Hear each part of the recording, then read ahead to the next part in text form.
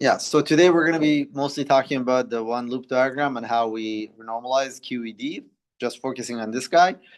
I'll start talking about the other two loop diagrams today. Maybe I'll actually include a whole lecture on that for the other two diagrams. This is the hardest one. The vertex is the most complicated one. All right, so we started with the renormalized perturbation theory of QED last time. Here's the action. This is what is QED? QED is a theory of a Dirac spinner coupled to a U1 gauge field. So you recall what F mu nu was, del mu a nu minus del mu a mu. That's a gauge theory. It's a massless boson, 2 degrees of freedom in 4 dimensions. And then here's the coupling. The coupling is, Now, the standard Feynman diagrams for it, there are only 3 of them. There's a propagator for the photon. Mu nu is P mu nu k squared minus I epsilon. Here's the definition of P mu nu. What is it? It's just a projection that projects out the component of the vector in the direction of propagation. To just see that, well, just take the dot of it with k mu. The direction of propagation is explicitly cancelled out, and vanishes. So that's why it's a projection. And also the fact, just square it, you're going to get it back itself back. So it's a projection. All right, so that's the projection. Then for the physical propagator, the propagator for the physical mode, I think in my notation, keep going back and forth notation. These are pluses. It's 1 over k squared plus I epsilon. I epsilon is, of course, you recall where it came from, right? From the Feynman propagator. And the k squared minus m squared. Here's m has to be 0 because it's U1 gauge theory. And of course, it has to remain 0 fully quantum mechanically. The propagator for the fermion is just k slash plus m over k squared minus m naught squared plus I epsilon. M naught is the bare coupling. And the vertex is minus I e naught bare mass, bare coupling, gamma mu. At one loop, the one PI diagrams are these 3. Actually, at one loop, you don't need to say the one PI. These are the diagrams I contribute. Now, let's start talking about normalization of QED. We talked about this last time. Here's the log. You take this bare Lagrangian, right? And you write it in terms of, first you define the renormalized psi and renormalize A. Then you write it in terms of renormalize the same action, right, with renormalized Lagrangian for the renormalized fields and the corresponding with their corresponding renormalized couplings. And then whatever is the leftovers, you just pack them this way, right, in terms of counter terms. So now, an important thing to notice is that, of course, delta m is the renormalized mass minus m naught. Delta j is zj minus 1, right? Zj is the wave function normalization. And then we define z1 as g0, which is e0 here, right? The coupling, z3 half, z2. In general, hopefully you understand that all we do is we put renormalization, wave function normalization for the fields and interactions involve various fields, right? So that will naturally give you a power of these combination of these z's for the normalization of that particular coupling. All right, so what are the counter-term interactions? The counter-term for the propagator of the gauge field is minus I this delta 3. What is this? This is just minus I q squared p mu nu, right?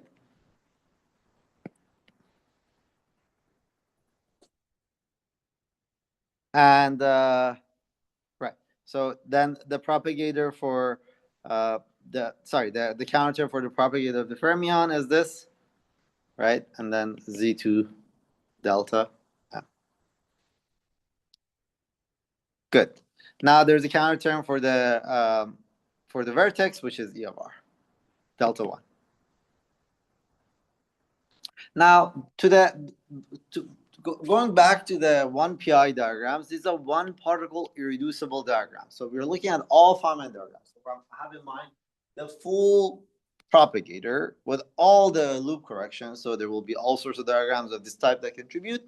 The 1PIs are the ones that, well, every Feynman diagram has a set of external legs. When you forget about the external legs, you call that the amputated diagram. So we're going to be always effectively dealing with the amputated diagram. Now, the amputated diagram is called 1PI, one particle reducible, if any cut cannot split it into two disjoint pieces, right? So this is not 1PI because a cut here would do it.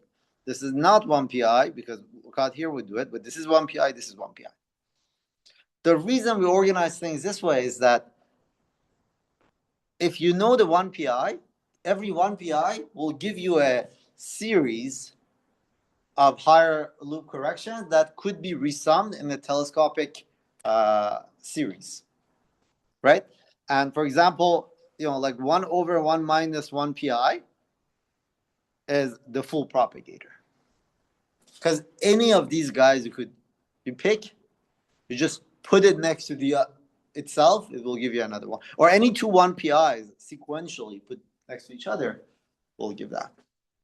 This is a very, very useful trick. So in particular, one thing that's really neat is that, well, you recall that this was minus I or I p mu nu q squared over epsilon, right? When you write this as 1PI, right? That 1PI naturally appears in terms of the structure of the pole, right? Shifting of the pole, right? And that is actually why if you just take q squared, factor q squared out, right? You're going to get 1 plus, well, forget about the I stone. Yeah. How do I want to do this?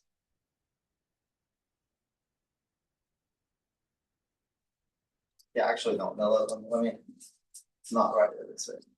Anyway, so it appears, the point of this is that it appears in the denominator, so it will make it explicit that this is intimately tied to the renormalization of the mass, right? Here, as we discussed before, and we're going to go through in detail, because photon cannot acquire mass, it is very important. That's an important thing. It's Ward identities, right? So the full propagator, let's denote it with delta mu nu. Ward identities, gauge invariance tells you that it has to be proportional to this projection, right? So it has to be proportional to that projection. We also factor out the factor of k squared.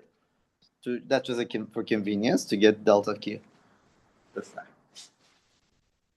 Now, the fact that there could not be a correction to the mass tells you that the full propagator must be has to be I z3 projection over k squared minus I3. Right? That must be the case.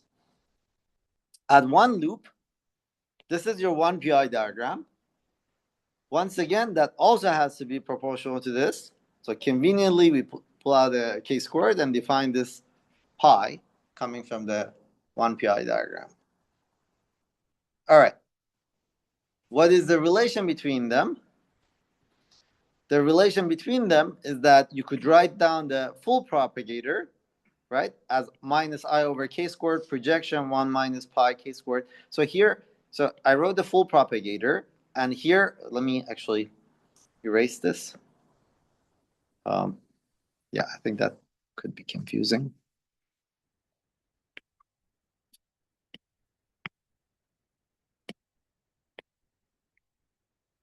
Because at this point, I'm not talking about one loop, right? So the full propagator could be viewed as minus I over k squared, p mu nu, 1 minus pi k, where pi k is defined this way. You just compute the 1pi. That's how it can contribute to the full propagator. Now, the fact that the pole cannot be shifted tells you that this k squared, pi of k squared, has to be regular at k squared equals 0, right? Now it's clear why I defined it pulling out the k squared. Because I wanted something that is not singular, is regular at k squared equals 0. Good? That is the origin of this convention, taking the k squareds out. All right, so we said this before. This is the action that we were working with.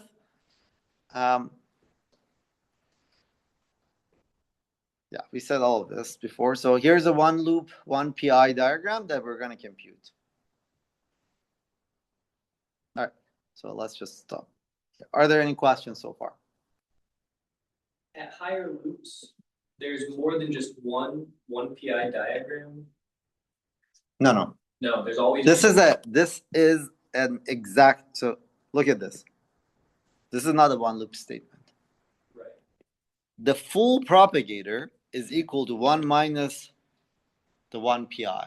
The 1 pi has one loop, two loops. Here's a 3-loop diagram that contributes to the 1 pi. Oh, so those all contribute to the 1 pi. Yeah. Individually called. Right. So yeah, exactly. The point 1 pi we define. Yeah. The point is that if you do the full perturbation theory to arbitrary order, full non-perturbative 1 pi, just take that as a chunk, put it down here, you get the full. Nice. Why do we do this? At one loop, in this case, it doesn't really matter, right? But because this way, we just only worry about 1 pi. We don't need to do any other extra integrals. The point is that there's an explosion of these diagrams as we go to higher loops, right? So just focus on 1 pi. The rest is resummed. It's a summation that you could simplify. Yeah. Good. All right. So we're going to do the 1 pi diagram, which is this one. At one loop, this is it. There's nothing else that it could do. All right. So what is it? Is Q coming outside, K runs, and K minus Q is here. I apologize that I keep switching notations. But every calculation is self-contained within one notation. By the way, here I'm just, for some reason, I decided that the fermion can have charge EQ, right? It could have charge. This becomes important in the standard model. For example, actual theories where you have a zoo of fermions, where they could have different charges.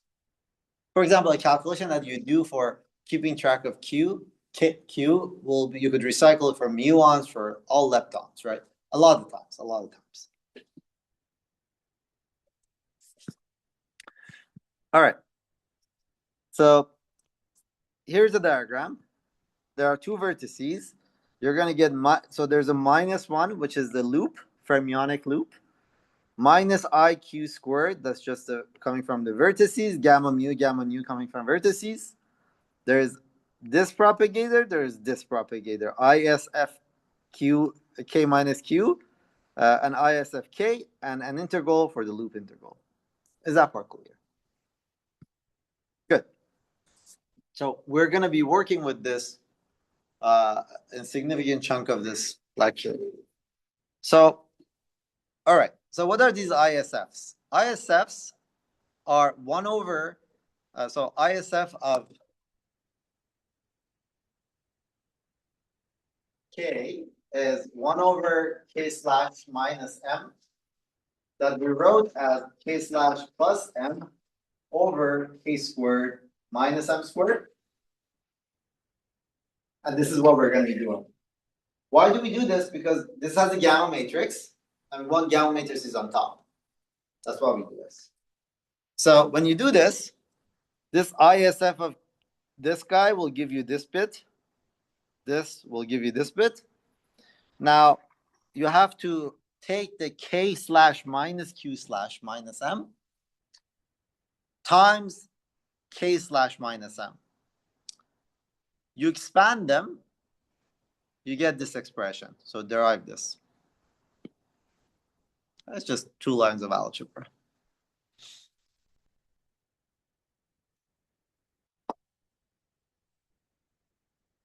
I've used one more thing. What have I used?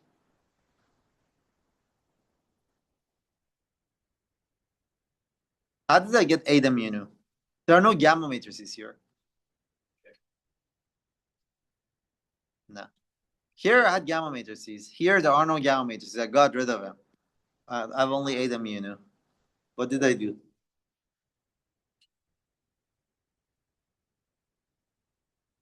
The Dirac algebra. Yeah, that's a Dirac algebra for you. That's precisely the Dirac algebra. I use the Dirac algebra. You always have to do that, right? So your Gauss matrices simplify in this form. There will be the A amino, and then this is the index structure. Good. All right. Now, so I dealt with the spinor indices, right? That's what it means to use the Dirac algebra. Now, here's the integral I have. I want you guys to stay with me step by step of the way. I know this is ugly, but this is, I guarantee you, is the simplest calculation you could do in quantum field theory. The steps are very algorithmic. All right. This is divergent. How do I know that? Well, think about a sharp cutoff here. First of all, first thing that you do is first we're gonna be doing calculations in Euclidean signature, right? So this is we're gonna treat this as like d4 of k, right? As in like we're gonna treat it as k Euclidean. So if the absolute value of k is lambda, this of course has 4 factors of lambda. This is 1 over lambda squared. This is 1 over lambda squared. This guy has order lambda squared. So the superficial degree of freedom of this is 2. All right. It grows at lambda squared. Now, good? Everything's good so far? There is a problem with some arbitrary cutoff.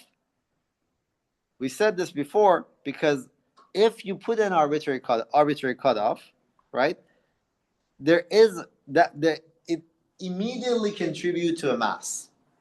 An arbitrary momentum cutoff, a sharp momentum cutoff, will give you a mass, photon mass. And that is inconsistent with the gauge invariance, right? I said this before, right? The independence, the renormalization principle was that the UV physical degrees of freedom cannot affect the infrared degrees of freedom. There's simply no UV degrees of freedom that have, like here by giving a mass of a photon, we're not arbitrarily changing physical degrees of freedom. This is completely unphysical. We're promoting some, we're creating some, you're hallucinating basically, right? So that's why it's essential to make sure that gauge invariance is satisfied. It's inconsistent with word identities. All right. Okay, so this is the structure of it. In 4 dimensions, it grows like lambda squared. In 1 plus 1 dimension, it grows like log lambda. And in 0 plus 1 dimensions, it's convergent. Good. We're primarily concerned here with 3 plus 1. All right. I said this before. What we're going to do to keep gauge invariance is we're going to do a dimensional regularization. Now, dimensional regularization requires handling the spinor indices, right? That I commented on last time. So let me just skip to the forward, right? So dimensional regularization is the preferred choice because it preserves gauge invariance. If you go look up any calculations or tables that people do, or any calculations in standard model particle physics, almost always it's dim reg because standard model is a gauge theory. All right, now I'm gonna tell you about Feynman integration tricks. This trick just keeps repeating over and over again. So this was our integral, remember? Right? This is what was in the numerator. This is in the denominator. Denominator are just 2 propagators, right? That should be straightforward. What I want you to notice here is that there's a term which is k mu, right? There's a term that is independent of the external leg, external momenta. This has an inner product of Q with the internal and external. And then the thing that is crucial about this is proportional to A mean. That's the index structure of it. It is important to keep track of these things. When we do dim reg, of course, you're going to put this dd plus 1, and then you have to introduce this mass scale, mu to the power of 4 minus d plus 1, to make sure that everything is dimensionless. Good. So Euclidean Wick rotation and dim reg. Now we're going to have to evaluate the integral. What did we do in the case of the scalar field theory? We did one example, right? I just evaluated what was the answer? Do you remember? We just did the integral. It was a very straightforward integral, right? Do you guys remember? It was just a gamma function. The thing I wrote was this thing. It was, I don't actually, dd plus 1 of k squared plus delta to the power of n. I gave you an expression for this, right? Which was in terms of gamma functions. You should expect gamma functions appearing everywhere. All right?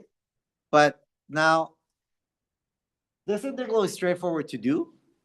What is different in this structure is that over there, this was an easy integral, right? Where was this coming from? I think it was this diagram, right? There was only one momentum, k, that was running. There was no q dependence here at all. But now q dependence enters the diagram in our calculation because this propagator is k and this propagator is q minus. Now, what happens is that you no longer have just an integral over dk of k minus delta to some power. You have these funky combinations. Some of them are k, and then the other one is k minus q. The way to deal with these situations is, so you see what I'm saying right now, I'm completely oblivious about this part. I'm just going to put that aside for a second. We use the Feynman parameterization trick. We say 1 over AB, where A and B's are 1 over A is a propagator, 1 over B is a propagator, is equal to this integral. It's just a fact. I'm not regulating, I'm not doing anything, right? This is just an integral, I introduce a new variable. It's an integration method that is commonly used in quantum field theory.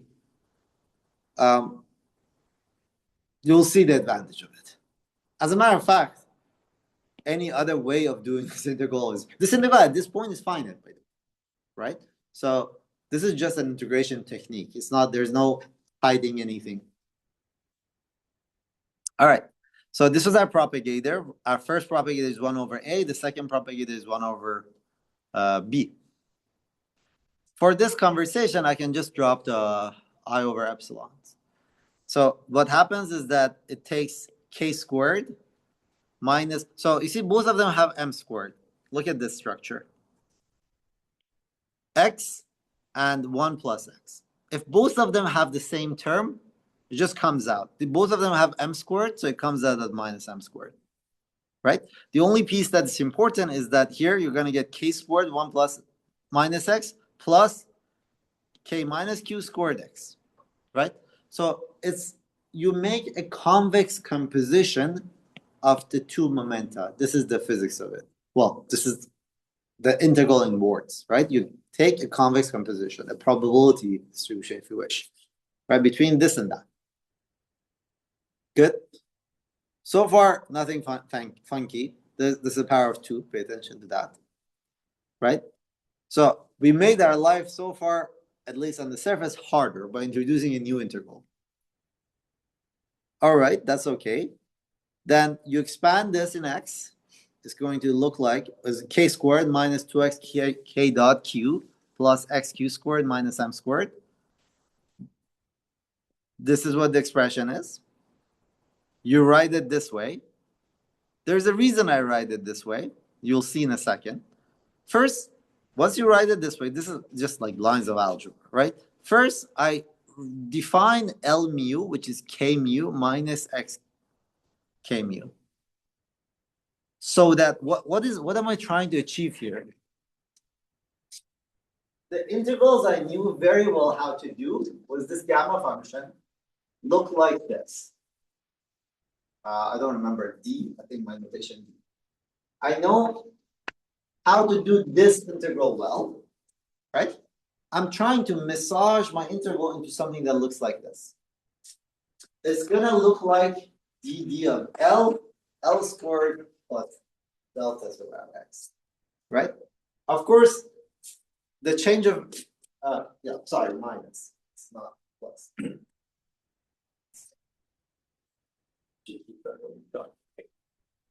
All right, so this is your L mu, which is x dependent, and now pay attention to this. The leftover is this guy. What is it? It's a combination, it's m squared minus x, 1 minus x q squared. Why do I say pay attention to it? Because L squared, this piece, you're going to integrate over. This is going to appear in the final answer. What you integrate over, at the end of the day, you don't need to keep track of much, right? But this is going to appear in the final answer. So you could imagine what I'm going to do. I had an integral over k. I introduce a new integral by expanding things, x. I'm going to change the order of integrations, do the L integral. Now I can write it this way, do the L integral, and then at the end, I keep the x integral. Sometimes I evaluate it, sometimes I choose not to, you'll see. But this is a very, very standard trick. A generalization of this trick is immediate. Oops, sorry. If you have 1 over a, b, c, what would you do?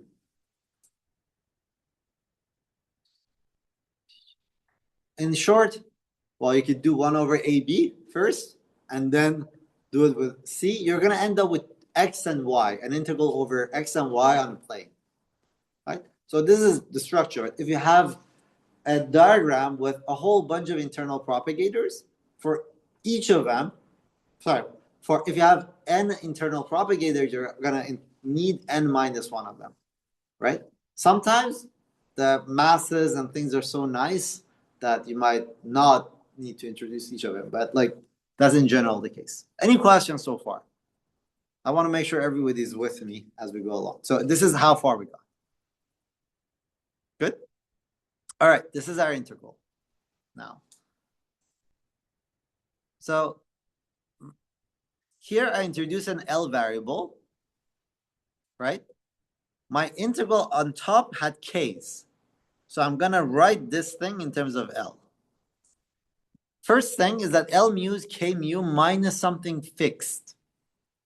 So I can just replace dK mu with dL mu, dK with dL, right? So that's that part, but to write these in terms of L's, I have to do a little bit of algebra, and this is what you obtain, right?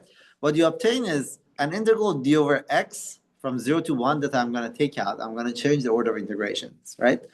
An integral over L of 1 over L squared minus sigma to the power of 2. So far, this was the structure of the integral I told you I know how to do. We did this last time.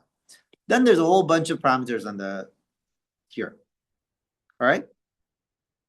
Now, you make your life easier by paying attention to what these expressions are. This is an integral from 0 to 1, right? Under x going to 1 minus x, this integral range is symmetric. This term is symmetric. This is anti-symmetric. So you can just drop this term. You only, because the integral is from symmetric under x to 1 minus x, you only care about the symmetric piece. Remember that every integral is an extra bunch of crap. So you would just want to make sure that you don't do extra integrals. Good? All right, that makes your life a little bit easier. Here's what you obtain. Let's see if everyone is with me. Minus 4e squared mu to the power of 4 minus d plus 1. This part should be obvious. An integral over d of x, an integral over L, right? 2L mu L nu. This is reminiscent of that k mu term. There was an eta mu nu term, recall? Here is an eta mu nu piece of it, and then there's another piece of it that I intentionally wrote this way. Do you recognize this combination? Very sorry, the project. This is Q squared projector, right? This is Q squared, the projector. Why did I do that? Because I knew the physical answer will have to be proportional to a property, to this projection. Now, look at this. So the projection has eta mu nu and q mu q nu. The projection of the external legs. These are going to get integrated over L's, right? This has L independence. This is all external data, right? So this term, I can immediately do the integral, right? Because it's just integral of dd plus 1 of L squared minus delta squared, which is something I already know how to do in terms of gamma functions, right? So these two terms I have to massage.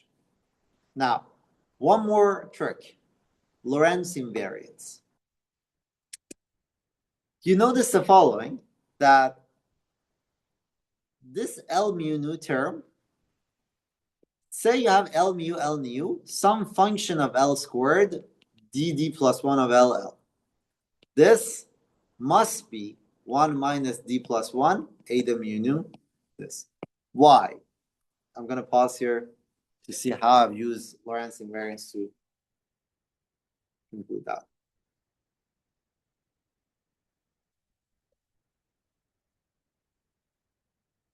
I might not give you the answer, but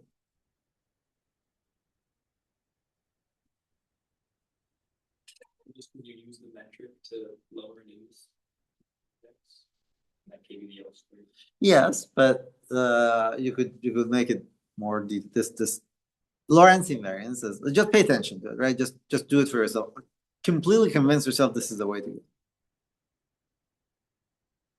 Now, what is the advantage of this? Now, I can replace this with an integral that looks like L squared and it has eta mu nu explicitly in it, right? So, in summary, what did I do so far? We introduced dimreg to preserve gauge invariance. We introduced Feynman parameters, and here is what we got. We got an integral. There's this expression outside. This is just integral of d of x, d of L, 1 over L squared plus delta to the power of 2. Why 2? Because you only had 2 propagators, right? Each of these guys look like propagators, right? And then upstairs, you have something that's proportional to eta mu nu and something that's proportional to projection. Good? Every time I write delta, recall that this delta is the thing that's gonna, the final answer is gonna depend on it. So you immediately see already the final answer is going to be a function of Q and delta, which itself is a function of Q squared and X, right? So what was delta? Let me just write it so that you bring it. Here's delta. Delta of Q squared and X is M squared minus X1 minus XQ squared. So first, delta has a dimensionality of mass squared. Of course, it's sitting next to L squared. It acts as an effective mass because this is a propagator, right? So what did we do? There was an integral like this. There was a propagator here, propagator there. We kind of symmetrize the two momenta, right? So that we could write it this way. That is basically what we did. Upstairs, we have this term and this term that's proportional to projection, which we kind of like. Good? Now, what is the degree of superficial degree of the divergence of this term?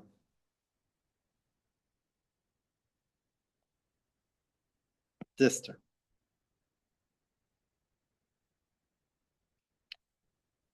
All you need to care about, so there are 4 upstairs here, 4 downstairs here, right?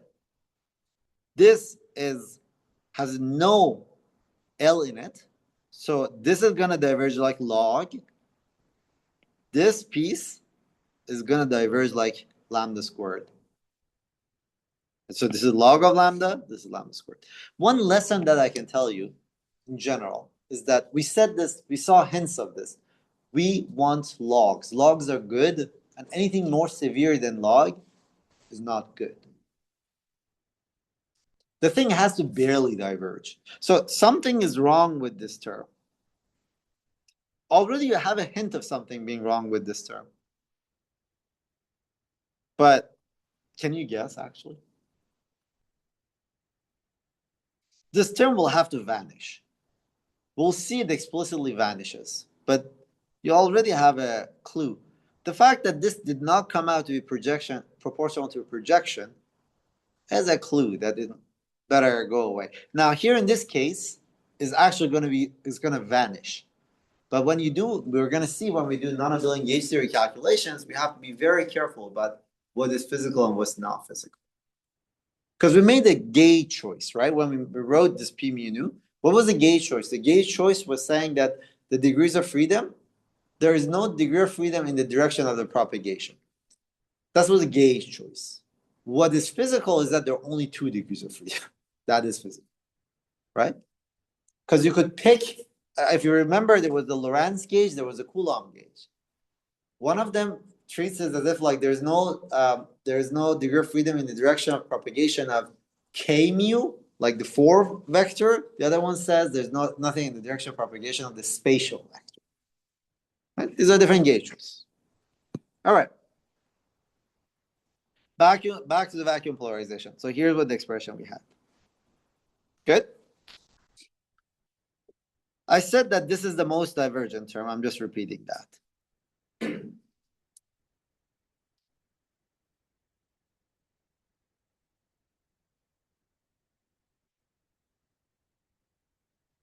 Questions so far? Notice the structure of d minus 1 and d plus 1. So d plus 1 in this notation, this is 4, this is 2. Right? So this is half. All right. Now we are going to do the integral actually. So dd plus 1 of L is some volume. This is a sphere, right? In Euclidean space is a sphere. There's a volume of that sphere. And then LD dl, right? So we're going to write this as L squared d minus 2 dl squared v of d plus 1, right? Because downstairs we had L squared. That's just a change of variable trick. Good. Now, you don't have to do the next step, but here what I'm actually doing for you is I'm telling you, I'm going to derive for you why this has to do with gamma function. By relating it to a well-known integral for gamma, right? What is the range of L? The range of L is from 0 to infinity, right? We're going to define a variable z, which is delta over L squared plus delta. Why do I want to define this? Because I want my integral to range of it be between 0 and 1. Right? That has this range, 0 and 1. This is really the only purpose of it. When I do introduce this variable, this dz over d, this is dz over z is this expression, right? And then w is this. So your expression becomes the following. This part you recognize. V of d plus 1 is just a constant, right? These are constants that come out. D of x, you remember where it was, right? There is this delta to the power of w minus 1, 0 to 1 of dz, 1 minus z to the power of w, z minus w times this.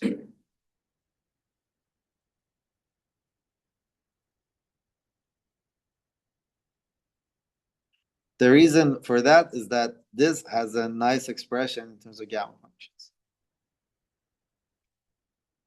And this is a remainder. But of course, this term is z independent because it was L squared independent, right? And then z appears here.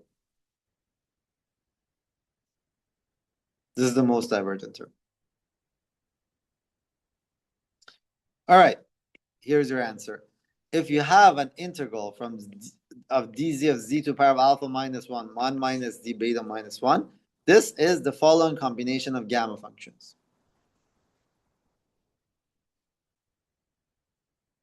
This is one of the best ways of doing integrals in quantum field theory. write things in terms of write the momentum variables, turn momentum variables integrals into something that looks like this. It becomes a following combination. As a matter of fact, in the calculation of amplitudes in quantum field theory, in general, you should always expect these gamma function structure coming out. That's just, yeah. What is going on? Sorry, in dim reg. What are the poles of the gamma functions? So gamma function is like, it's just an analytic continuation of the factorial function. The poles of gamma function has poles at negative integers, right? Here when we, this coefficients tuned to go on like into space-time dimension is integer.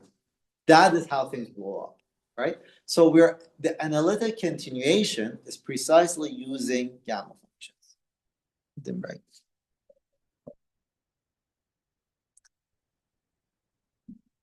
We could say that we analytically continue in dimension. That's one way of saying.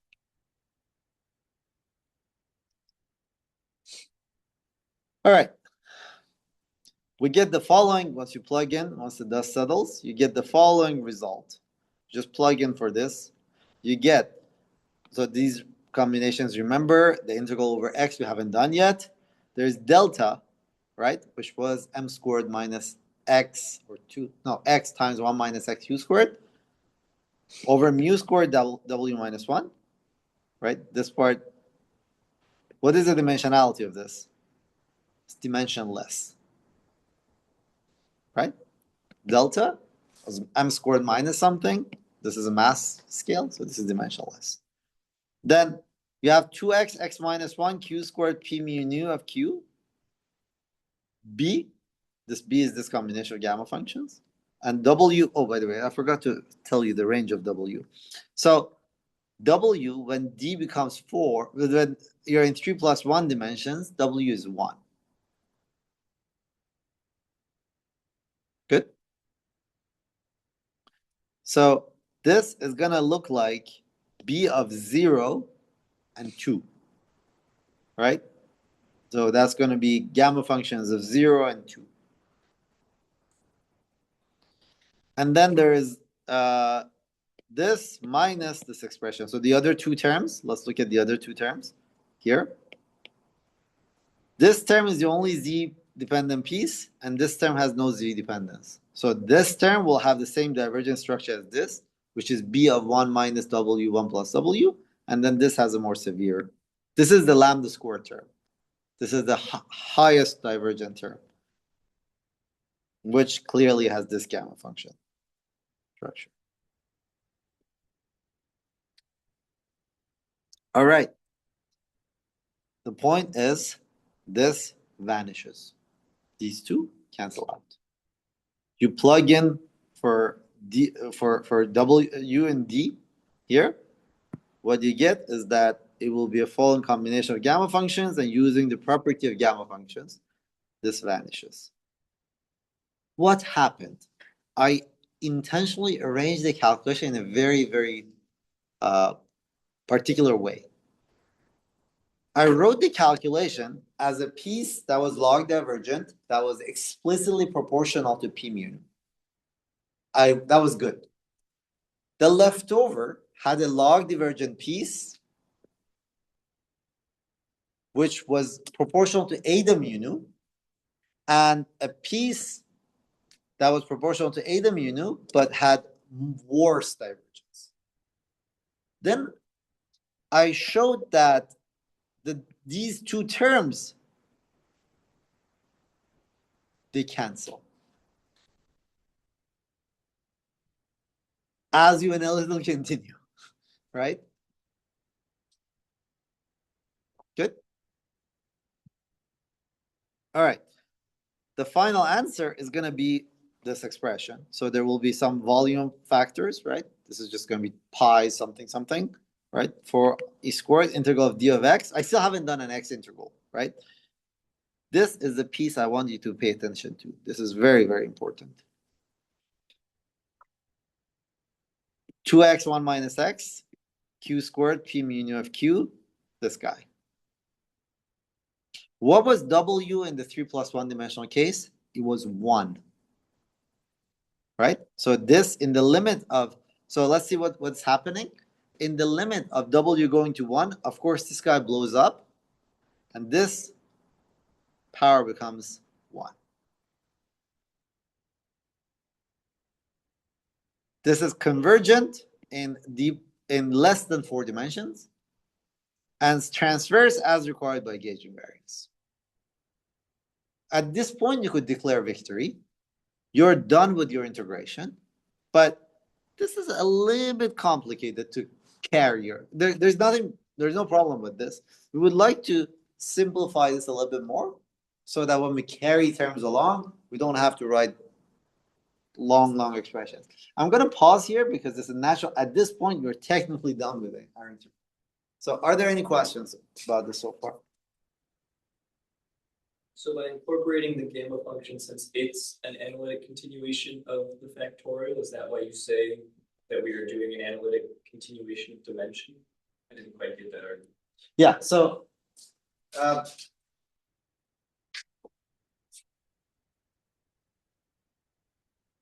what made the expression finite was by going from 4 dimensions to some arbitrary dimension d. Of course, whatever is the answer, at the end of the day, if you take d to 4, it'll have to blow up. What was the answer? It was a bunch of combination. The d dependence of it was in gamma functions. So, and of course, it blows up because of this integer values the gamma function has poles, right? So what we've done is actually we've regulated the integral by analytically continuing in dimension. That's one way of thinking. There is this seems like mathematical tricks. There is a beautiful RG story associated with this dim right. Any other questions? So if this result is still convergent only in d+1 less than 4, how do we actually No, this is convergent for all sorts of non-integer d. Gamma function only has poles at those integer values. Anywhere in between is actually finite. You're gonna see what we're gonna work with is called we're gonna work epsilon away from 4 dimensions. So we're gonna work in 4 minus epsilon dimensions. That's exactly why I made this comment. We're going to work in, see, this is a gamma function that has explicit full dimensionality dependence on it, right? I'm just going to work in 4 minus epsilon dimension and expand in small epsilon, right? By the virtue of the fact that there will be divergences as epsilon goes to 0, in the series expansion, this is an analytic function, we'll have in the series expansion, Laurent expansion, it will start with some negative power of epsilon. In this case, it will be 1 over epsilon, right? Then there will be epsilon regular terms, right? Epsilon to the power of 0 and all the higher order terms. When I want to carry the divergent piece, I just focus on the 1 over epsilon term. That is the divergent piece. Good? Yes, thank you. Of course.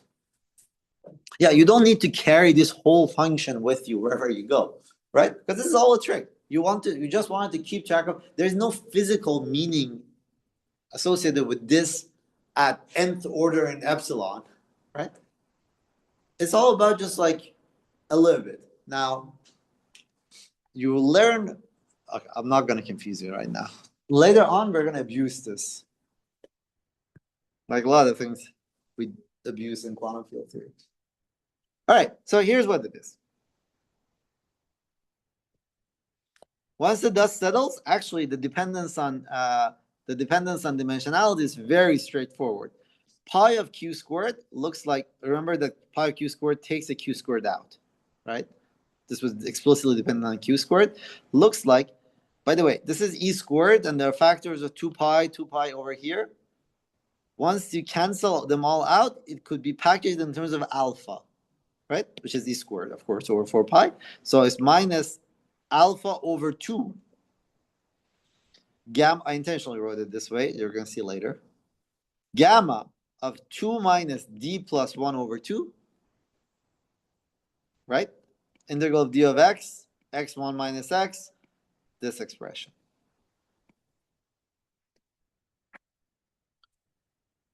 I'm keeping the full dependence on the dimension right now. But in a second, I'm going to expand. You know, the poles are very clear. They're all at these actually even values. 4, 6, 8, those are where the poles are. Negative integers is when, and then there's a division by 2. We're going to expand in 4 minus, there's, as I said, there's nothing wrong with carrying this around. There's nothing wrong. We just don't want to deal with too much baggage.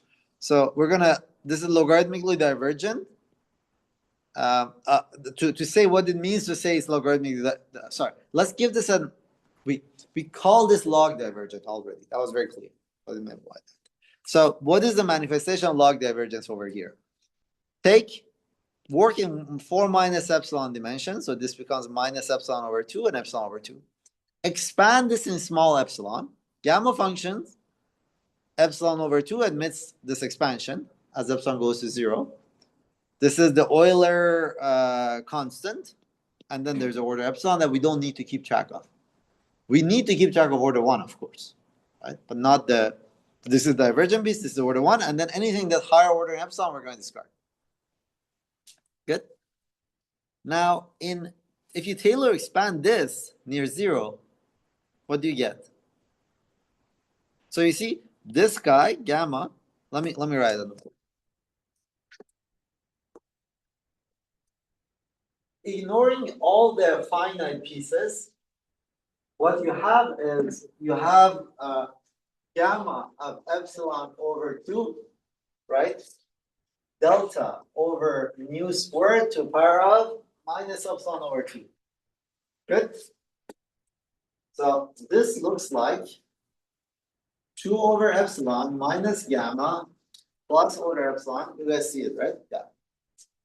What does this expansion look like? This I can view as e2 minus epsilon over 2 log of this. What's the expansion of e? It's just 1 minus epsilon. So this becomes 1 minus epsilon log of delta over mu squared plus higher order. Why did I keep the epsilon order here? Because combined with this term gives me something that is order 1. That is absolutely crucial, right?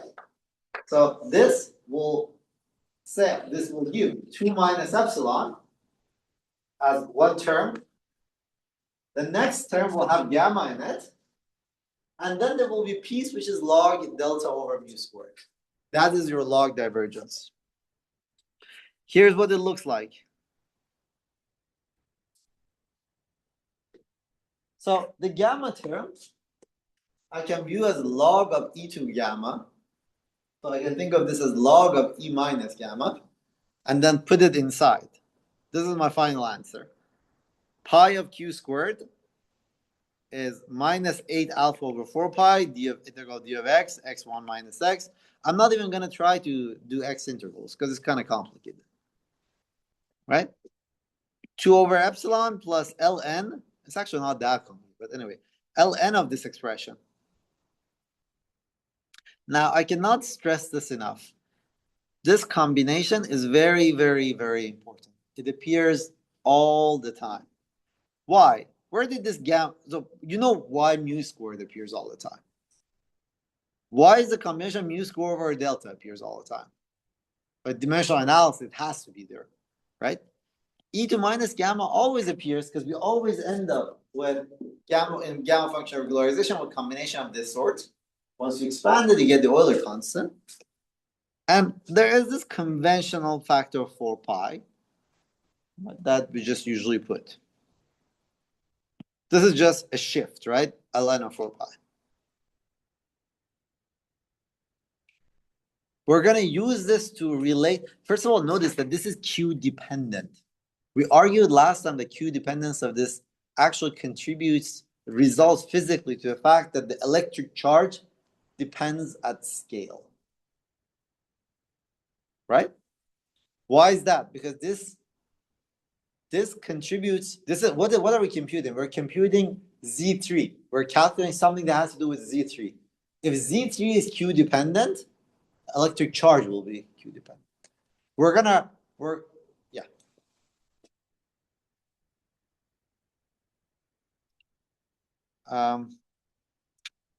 Okay, so this is a divergent piece, but we're gonna keep track of it in renormalizable theory. We're gonna use this to relate the physical parameters, renormalized parameters, and using renormalization conditions to the bare variables, right? We do this to establish a dictionary. Once we're done with the dictionary, we're going to do calculations, all sorts of divergent calculations in terms of higher loops or whatever, or not higher loops. You're going to do all sorts of other diagrams, and then you have a dictionary to relate to the physical variables. That's how quantum field theory is renormalized. The fact that the theory is renormalizable, it means that a finite number of amplitudes are divergent, which means that there are a finite number of entries in your dictionary. That's all. Notice that it's not about the finite number of diagrams. It's a finite number of amplitudes. Right? A finite number of diagrams, because we saw that actually as we go to higher. Okay.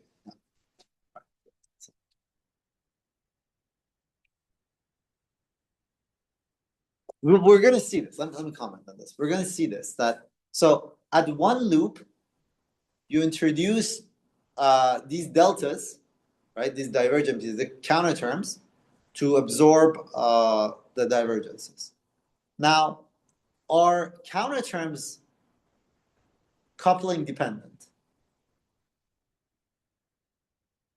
So you're calculating. What are you using? What are you doing? You're calculating some Feynman diagram with a certain number of loops, or that means that there's a certain power of lambda. As we go to higher loops, the power of lambda goes higher and higher, right? And at any particular loop order, right, your particular counter term of the right lambda order will cancel it. So what it is actually in the full non-perturbative renormalization, if you view it that way, these counter terms are lambda dependent, and they could be expanded in lambda. The lower orders take care of lower loop levels, higher orders take care of higher loop levels. So if you go to 16th order, as you go to higher and higher orders, there are more and more divergences because the diagrams diverge in new ways. But still, at any loop, if you stop, it's fine. The number of divergent diagrams is fine.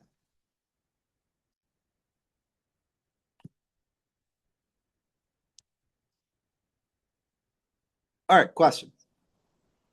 Oh, wait, classes until when? 45. 4:41. All right, question.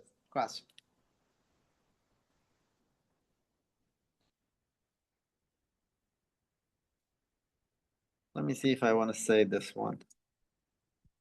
Charity observation. I want to jump to War-Takahashi identities.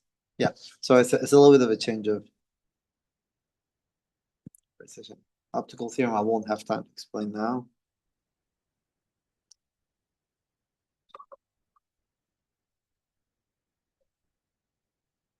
Yeah, I won't have time to explain optical theorem. So I'll explain optical theorem maybe next time. But anyway. All right. So did we go through the War-Takahashi identity or not? We did not. Huh? It's different than the normal word. No, of course it's word identities. What it does is this. It relates the divergences of the vertex. I don't think we did. All right. So let me first tell you what I'm trying to achieve. So what did we do? We are trying to renormalize QED, right?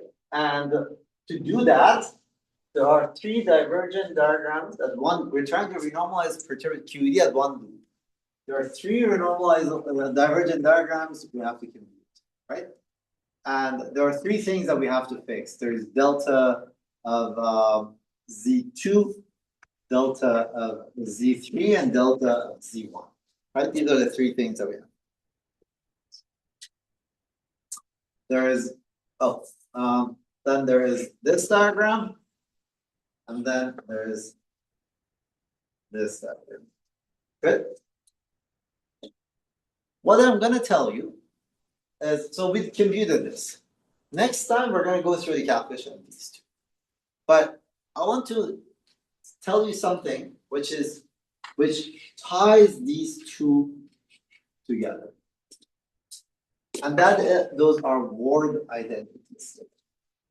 So word identities was a statement that basically a diagram like this, right, has to be whatever this mu is. If you contract it with q mu, you should get 0. It's just a transverse, right? That will relate the two diagrams fully non-perturbative. Right? So this is what I want to say in the next couple of minutes. But let's remember what Ward-Takahashi identities are. So go back to equation of motion, classical equation of motion, right? That was delta S del phi is equal to 0. What were Schrodinger Dyson equation? Schrodinger Dyson equations were the statement that were an operator state, a quantum analog of equations of motion, right? It basically said that what is the operator del S del phi, right? And now, of course, operators, when you're talking about them, you're in quantum field theory, you have to look at this matrix elements. So this was the matrix element would be, for example, we're going to time order them, phi of 1 to phi xn, 0, 0, right? Now, there will be contact terms. So even though, so this operator is not equal to 0. We saw that last semester. What it is that every time point X becomes one of these points of insertions, you're going to get a Dirac delta function. That's what we saw last time in QFT1, right? All right, so that was the equations of motion. Now, current conservation, right, is a Noether's theorem, is a statement that del mu J mu is equal to 0. That's a classical statement. It's a differential equation similar to this. So you could view Ward-Takahashi identities as a quantum analog of this differential equation. So very similar to what we were discussing here, you would have to look at the matrix elements of del mu J mu. That's what we want to do, right? So what is matrix elements of del mu J mu? You're going to put del mu J mu next to other operators and put time ordering and look at its matrix elements. There will be contact terms. The contact terms are precisely the failure of this to be 0 as an operator. Is that part clear? All right. Of course, I can take the del mu out, so we're going to focus on this. What is the simplest thing imaginable? You put a J mu and psi psi. This already looks like a vertex, right? Like how it tells you how the propagator interacts with some background current. All right, so let's do the calculation. There's del mu of this guy. You can bring this del mu of the whole thing will be del mu of the first term, and then the del mu will act on the rest of them, but then you're going to pick up these commutators from the contact terms.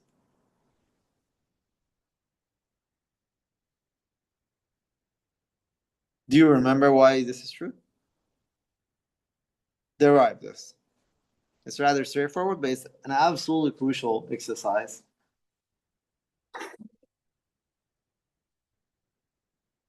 All right, everyone's with me so far?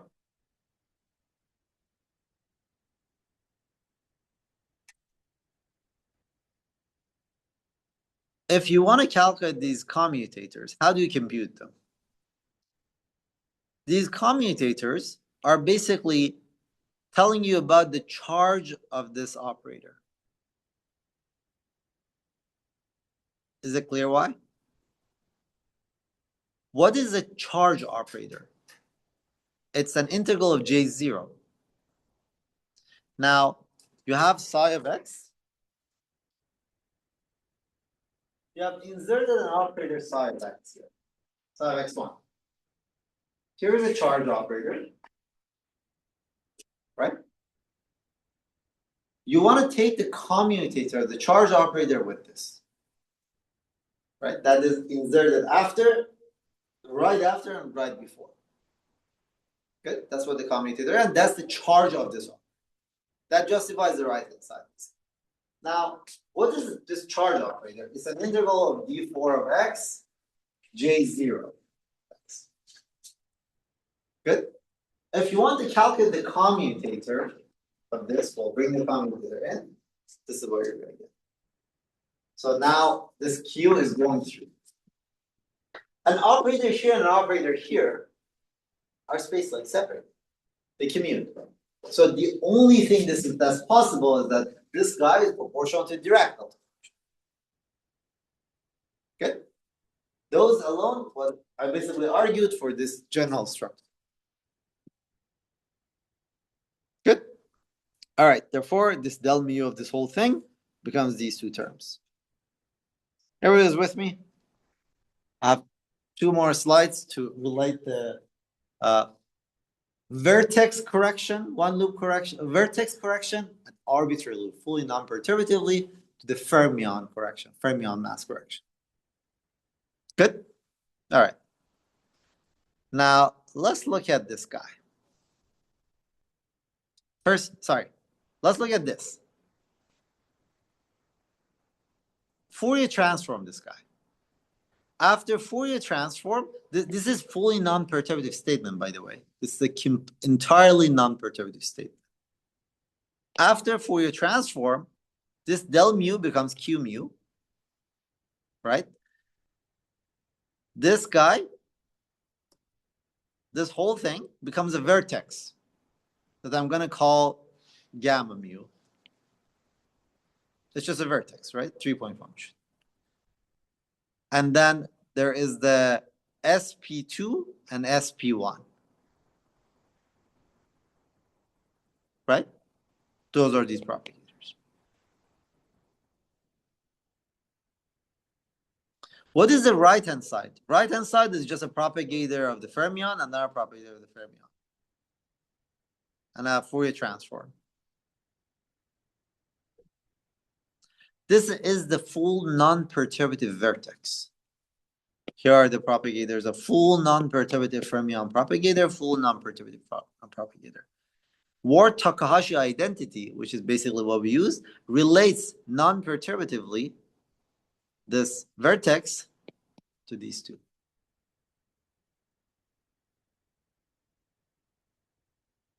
It is nothing crazy in a sense, because what did we say? We say an amplitude, this you can view this roughly as an amplitude, has to be such that when you contract it with q mu, it should vanish. Right? An amplitude has 2 propagators and the vertex and a current. Right? So that's what we're doing. This is a full non-perturbative thing. All right? Now, let's look at this at the tree level. No loops. What is the vertex? It's just gamma mu. Right? These propagators, we'll put the i's as p slash inverse propagators, right? So it's, okay, sorry, what am I doing? Well, I'm just solving this equation. You could write it this way because it has sp1 and sp2. Here, right? So what you do is you divide the left-hand side and right-hand side with sp1, sp2. This will give you sp1 minus 1. This will give you sp2 minus 1. Right? This expression. All right. Now, this is just p1 slash minus m. This is p2 slash minus m. Slashes are gamma mu's. Slashes are gamma mu's. this just means that Q mu is P1 mu minus P2 mu. That's momentum conservation. Sanity check, right? Good. It's not surprising. Everything that went into tree level was just momentum conservation, right? Now, what if? All right, so then you could discuss this at one loop. At all loops, this gives you a constraint. But let me play a trick. This vertex is a function of the external legs, P1, P2, Q. Let's take a limit of a soft photon. A photon is massless. So this interaction, the photon can carry arbitrarily low momentum. So let's take the limit of the vertex as Q goes to 0. Why do I do that? Because by conservation, this right-hand side, I can turn it into derivative with respect to P. Because one of them is P1 plus Q. As I take a small Q limit, I'm going to get this. And there's a Q mu here. All right. Now, what is S minus 1P? S1 minus 1P is fully non-perturbatively, right? We said that it's going to look like,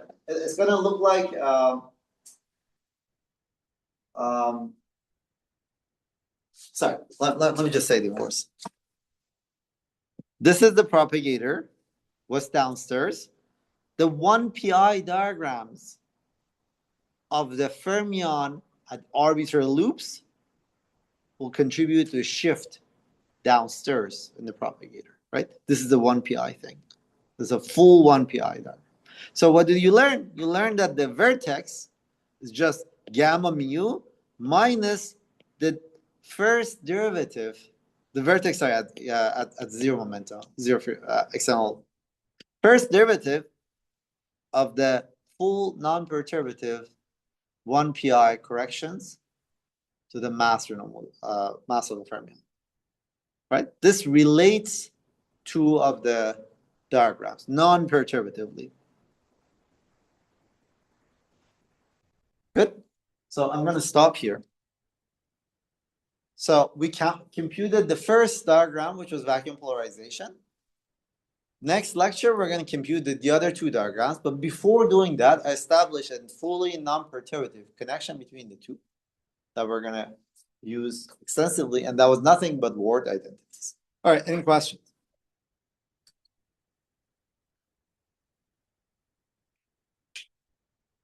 If not, thank you, guys.